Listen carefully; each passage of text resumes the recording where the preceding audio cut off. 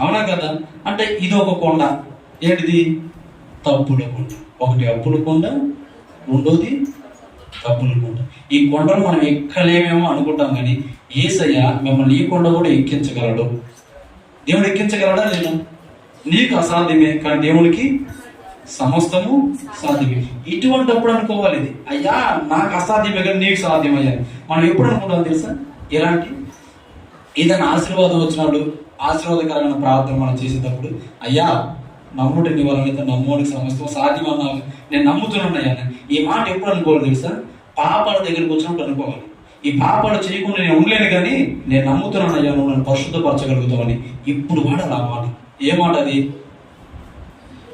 నమ్ముటి నీ వలన అయితే నమ్మువాడికి సమస్తం సాధ్యం అన్నాగా, నేను నమ్ముతున్నానయ్యా నువ్వు నన్ను పరిశుద్ధపరచగలవు, పరిశుద్ధంగా నన్ను నీవు నిలబెట్టగలవని ఇప్పుడు అన్నది ఆ మాట.